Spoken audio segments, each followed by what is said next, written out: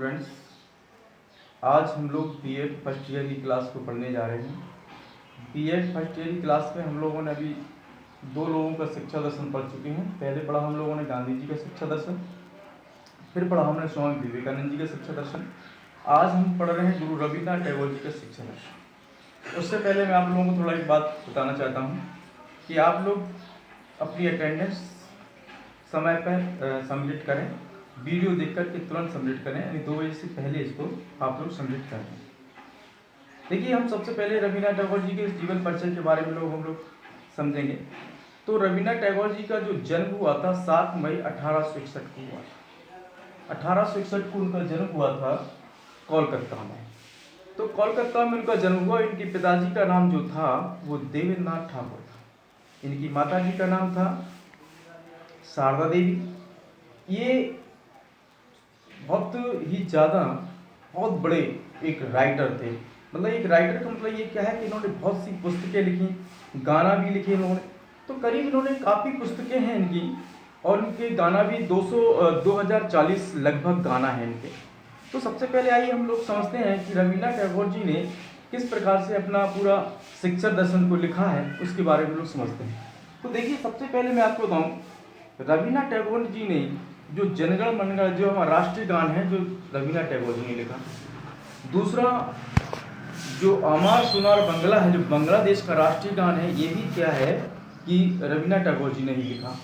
तीसरी मैं आप लोगों को बात बताना चाहता हूँ कि जो कि उन्होंने 8 वर्ष, जब उनकी 8 वर्ष की उम्र थी तब उन्होंने पहली बार कविता लिखी थी। 8 वर्ष की उम्र में, आप सोचिए कि उन्होंने 8 वर्ष की उम्र में कविता लिखी थी। अब उनके उसके बाद उन्होंने अपना एक विश्वविद्यालय खोला। विश्वविद्यालय का नाम था विश्व भारती विश्वविद्यालय। इसका नाम था विश्व भारती विश्वविद्यालय, और इसको 1901 में खोला गया। कब खोला गया? 1901 में खोला गया। और ये प्रयोगात्मक विद्यालय था। ये प्रयोगात्मक विद्यालय का मतलब ये था कि बच्चा खुद करके सीखता था, यानी बच्चे को ये व्यवस्था थी कि बच्चा खुद उसमें करके एक्सपेरिमेंट करके खुद करके सीखने का काम करता था। फिर उसके आगे जाकर के उसका नाम, उस विद्यालय का नाम ब्रह्म विद्यालय पड़ा। फिर उसके बाद शांति निकेतन पड़ा। फिर उसके बाद भारतीय विश्वविद्यालय पड़ा, ये 1921 में पड़ा। फिर अभी वर्तमान में अगर हम देखें तो वर्तमान में जो है केंद्रीय विश्वविद्यालय अभी वर्तमान में है। इस विद्यालय में अनेक भवन है। जो अनेक भवन का मतलब यह है उनमें पाठशाला चलती है, उनको भवन बोलते हैं। तो किस भवन में क्या होता है हमको ये समझना है। देखिए, पहला जो पाठ भवन है उसमें कक्षा 10 के बच्चों को पढ़ा जाता है। दूसरा जो भवन है वो शिक्षा भवन है, इसमें 12 क्लास के बच्चों को पढ़ा जाता है। और तीसरा है विद्या भवन, इसमें स्नातक और डिप्लोमा। चौथा है विनय भवन, इसमें शिक्षा स्नातक के बच्चों को पढ़ा जाता है। तो हम लोगों को ये पढ़ना है कि जो शिक्षा स्नातक भवन है इसमें बीएड के बच्चों को पढ़ा जाता है, ये हम लोगों को समझना है। पांचवा जो है वो कला भवन है, इसमें शिल्प संस्कृति को पढ़ा जाता है। और छठवां है चीन भवन, इसमें चीनी भाषा को पढ़ाया जाता है। तो देखिए, इसमें प्रकार से पूरे इस तरह से वो विश्वविद्यालय और भी अनेक भवन है, जो तो मैं आपको इम्पोर्टेंस बता रहा हूँ इस भवन के हिसाब से।